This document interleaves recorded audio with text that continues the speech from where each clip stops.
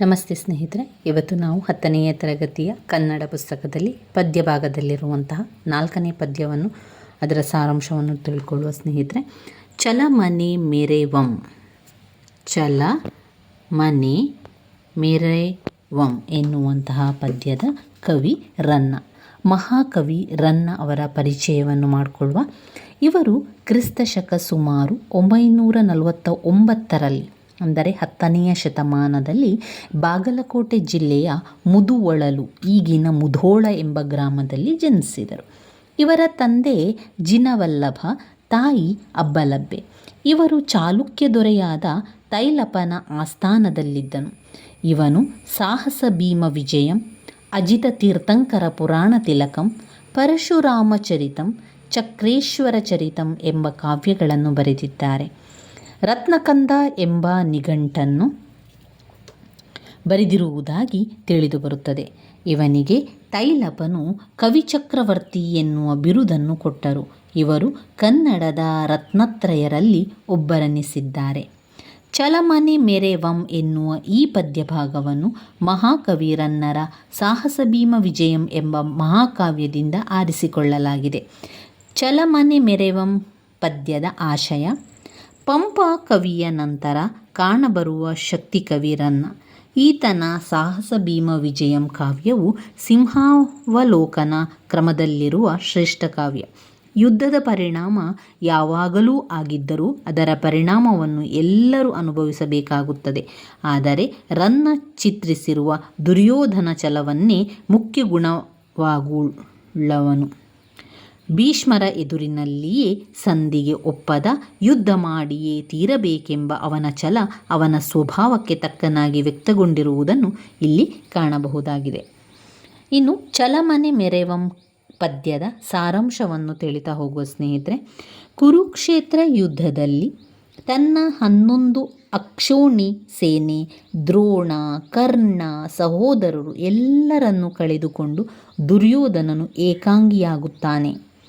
ತಾನು ಪಾಂಡವರೊಡನೆ ಯುದ್ಧ ಮಾಡಲು ಹೋಗುವ ಮೊದಲು ರಣಭೂಮಿಯಲ್ಲಿ ಶರಶಯ್ಯೆಯಲ್ಲಿ ಮಲಗಿದ್ದ ಭೀಷ್ಮಾಚಾರ್ಯರು ಪಾಂಡವರೊಂದಿಗೆ ಸಂಧಿ ಮಾಡಿಕೊಂಡು ಕೂಡಿ ಬಾಳುವಂತೆ ಅವನನ್ನು ಒಪ್ಪಿಸಲು ಪ್ರಯತ್ನಿಸುತ್ತಾರೆ. ಅವರ ಮಾತಿಗೆ ದುರ್ಯೋಧನನು ನೀಡುವ ಉತ್ತರವೇ ಇಲ್ಲಿರುವ ಪದ್ಯಗಳ ಸಾರಾಂಶವಾಗಿದೆ. ಭೀಷ್ಮಾಚಾರ್ಯರು ಸುಯೋಧನನನ್ನು ಕುರಿತು, ನಿನ್ನ ಸಮ್ಮತಿ ಇದ್ದರೆ ನಾನು ಪಾಂಡವರನ್ನು ಒಪ್ಪಿಸಿ ನಿನ್ನೊಡನೆ ಸಂಧಿಯನ್ನು ಮಾಡಿಸುತ್ತೇನೆ. ಅವರು ನಾವು ಹೇಳುವ ಮಾತುಗಳನ್ನು ಒಪ್ಪದೇ ಇರುವವರಲ್ಲ. ನೀನು ನನ್ನ ಮಾತನ್ನು ತಿರಸ್ಕರಿಸಬೇಡ. ಪಾಂಡವರೊಂದಿಗೆ ಒಡಗೂಡಿ ಬಾಳುವ ಮನಸ್ಸು ಮಾಡು ಎನ್ನುತ್ತಾರೆ. ಆಗ ಸುಯೋಧನನು ನಸುನಗುತ್ತಾ, ನಾನು ನಿಮಗೆ ನಮಸ್ಕರಿಸಿ ಹೋಗಲೆಂದು ಬಂದೆನಲ್ಲದೆ ವೈರಿಗಳೊಡನೆ ಒಪ್ಪಂದವನ್ನು ಬಯಸಿ ಬಂದಿಲ್ಲ. ಅಜ್ಜ, ಯುದ್ಧದಲ್ಲಿ ನಾನೇನು ಮಾಡಬೇಕೆಂಬುದನ್ನು ಹೇಳಿ. ನಾನು ಭೂಮಿಗಾಗಿ ಹೋರಾಡುತ್ತಿರುವನೆಂದು ತಿಳಿಯಬೇಡಿ. ಛಲಕ್ಕಾಗಿ ಹೋರಾಡುತ್ತಿದ್ದೇನೆ. ನನಗೆ ಈಗ ಈ ಭೂಮಿ ಹಾಳು ನೆಲವೆನಿಸಿತು. ನನ್ನ ಕರ್ಣನನ್ನು ಕೊಲ್ಲಿಸಿದ ಈ ಭೂಮಿಯೊಡನೆ ನಾನು ಮತ್ತೆ ಬಾಳಲಾರೆ. ನನ್ನ ಪ್ರೀತಿಯ ಕರ್ಣನನ್ನು, ಪ್ರೇಮದ ತಮ್ಮ ದುಶ್ಯಾಸನನನ್ನು ಅರ್ಜುನ ಭೀಮರು ಕೊಂದಿದ್ದಾರೆ. ಅವರು ಬದುಕಿರುವವರೆಗೆ, ನನ್ನ ಪ್ರಾಣವಿರುವವರೆಗೆ ನಾನು ಸಂಧಿ ಒಪ್ಪಲಾರೆ. ಮೊದಲು ಈ ಇಬ್ಬರನ್ನು ಕೊಲ್ಲುವೆನು. ಹಾಗೆ ನನ್ನ ದುಃಖವನ್ನು ಆರಿಸಿಕೊಂಡ ಮೇಲೆ ಧರ್ಮರಾಜನೊಡನೆ ಸಂಧಿ ಮಾಡಿಕೊಳ್ಳಲು ಬೇಡವೆನ್ನಲಾರೆ. ನನ್ನ 100 ಜನ ಮಕ್ಕಳು, 100 ಜನ ಸೋದರರು ವೈರಿಗಳನ್ನು ಎದುರಿಸಿ ಮಡಿದರು. ಹೀಗಾಗಿ ನನ್ನ ಕೋಪ ಕೆರಳಿ ಹೆಚ್ಚಾಗಿದೆ. ಸತ್ತವರು ಮರಳಿ ಜನಿಸುತ್ತಾರೆಯೇ. ನಾನು ಪಾಂಡವರೊಡನೆ ಕಾದಾಡಿ ನನ್ನ ಛಲವನ್ನು ಸಾಧಿಸುತ್ತೇನೆ. ನಾನು ಹೋರಾಡದೇ ಇರಲಾರೆ. ಇಂದಿನ ಯುದ್ಧದಲ್ಲಿ ಪಾಂಡವರು ಉಳಿಯಬೇಕು, ಇಲ್ಲವೇ ನಾನು ಉಳಿಯಬೇಕು. ಪಾಂಡವರು ಉಳಿದರೆ ಭೂಮಿಯ ಒಡೆತನ ಅವರಿಗೆ ಹೋಗಬೇಕು. ನಾನು ಉಳಿದರೆ ಅದು ನನಗಾಗಬೇಕು. ಇಂದೇ ಅದರ ತೀರ್ಮಾನವಾಗಲಿ ಎಂದು ಭೀಷ್ಮಾಚಾರ್ಯರಿಗೆ ಉತ್ತರವನ್ನು ಕೊಡುತ್ತಾನೆ. ಚಲಮನೆ ಮೆರೆವಂ ಪದ್ಯದಲ್ಲಿ ಬರುವಂತಹ ಪದಗಳ ಅರ್ಥ ಇವಿಷ್ಟಾಗಿದೆ.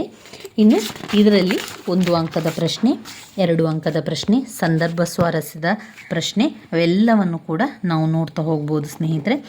ಮೊದಲಿಗೆ 1 ಅಂಕದ ಪ್ರಶ್ನೋತ್ತರಗಳನ್ನು ನೋಡ್ತಾ ಹೋಗುವ. ನಿಮಗೆ ನಮಸ್ಕರಿಸಿ ಹೋಗಲು ಬಂದೆನಷ್ಟೇ ಎಂದು ದುರ್ಯೋಧನ ಯಾರಿಗೆ ಹೇಳುವನು? ನಿಮಗೆ ನಮಸ್ಕರಿಸಲು ಹೋಗಿ ಬಂದೆನಷ್ಟೇ ಎಂದು ಶರಶಯ್ಯೆಯಲ್ಲಿ ಮಲಗಿದ್ದ ಭೀಷ್ಮಾಚಾರ್ಯರಿಗೆ ದುರ್ಯೋಧನನು ಹೇಳುತ್ತಾನೆ. ದಿನಪಸುತ ಎಂದರೆ ಯಾರು? ದಿನಪಸುತ ಎಂದರೆ ಸೂರ್ಯಪುತ್ರನಾದ ಕರ್ಣ. ಯಾರಿಬ್ಬರನ್ನು ಕೊಂದ ಬಳಿಕ ಸಂಧಿ ಮಾಡಿಕೊಳ್ಳುವುದಾಗಿ ದುರ್ಯೋಧನ ಹೇಳುತ್ತಾನೆ? ಅರ್ಜುನ ಭೀಮರನ್ನು ಕೊಂದ ಬಳಿಕ ಸಂಧಿ ಮಾಡಿಕೊಳ್ಳುವುದಾಗಿ ದುರ್ಯೋಧನ ಹೇಳುತ್ತಾನೆ. ಛಲವನ್ನೇ ಮೆರೆಯುವುದಾಗಿ ನಿರ್ಧರಿಸಿದವರು ಯಾರು? ದುರ್ಯೋಧನನು ಛಲವನ್ನೇ ಮೆರೆಯುವುದಾಗಿ ನಿರ್ಧರಿಸುತ್ತಾನೆ. ಅಂತಕಾತ್ಮಜ ಎಂದರೆ ಯಾರು? ಅಂತಕಾತ್ಮಜ ಎಂದರೆ ಯಮನನ ಮಗನಾದ ಧರ್ಮರಾಯ. ಯಮನ ಮಗನಾದ ಧರ್ಮರಾಯ ಅಂತಕಾತ್ಮಜ. ಸಾಹಸ ಭೀಮ ವಿಜಯಕ್ಕಿರುವ ಇನ್ನೊಂದು ಹೆಸರೇನು? ಸಾಹಸ ಭೀಮ ವಿಜಯಕ್ಕಿರುವ ಇನ್ನೊಂದು ಹೆಸರು ಗದಾಯುದ್ಧ.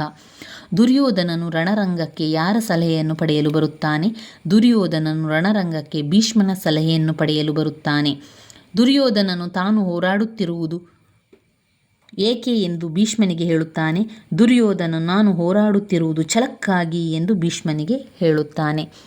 ಇನ್ನು ಬರುವಂತಹ ಪ್ರಶ್ನೋತ್ತರಗಳು ಸ್ನೇಹಿತರೆ, 3-4 ವಾಕ್ಯಗಳಲ್ಲಿ ಉತ್ತರಿಸುವಂತಹ ಪ್ರಶ್ನೆ, 2 ಅಂಕದ ಪ್ರಶ್ನೆಗಳು. ನಂತರ ಸಂದರ್ಭ ಸಹಿತ ವಿವರಿಸುವಂತಹ ಪ್ರಶ್ನೆಗಳನ್ನು ಕೊಟ್ಟಿದ್ದಾರೆ. ಅದಾದ ನಂತರ 4 ಅಂಕದ ಪ್ರಶ್ನೋತ್ತರಗಳು, ಭಾಷಾ ಚಟುವಟಿಕೆ, ಹೆಚ್ಚುವರಿ ಅಭ್ಯಾಸಗಳನ್ನೆಲ್ಲ ಕೊಟ್ಟಿದ್ದಾರೆ. ಅದನ್ನೆಲ್ಲ ಕೂಡ ನಾವು ಮುಂದಿನ ವಿಡಿಯೋದಲ್ಲಿ ಆ ಪ್ರಶ್ನೋತ್ತರಗಳನ್ನೆಲ್ಲ ತಿಳಿತಾ ಹೋಗುವ ಸ್ನೇಹಿತರೆ. ನನ್ನ ವೀಡಿಯೋಸ್ ಎಲ್ಲ ನಿಮಗೆ ಇಷ್ಟ ಆಗಿದ್ದರೆ ಲೈಕ್ ಕೊಡಿ, ಶೇರ್ ಮಾಡಿ, ಸಬ್ಸ್ಕ್ರೈಬ್ ಮಾಡಲಿಕ್ಕೆ ಮರೆಯಬೇಡಿ ಸ್ನೇಹಿತರೆ.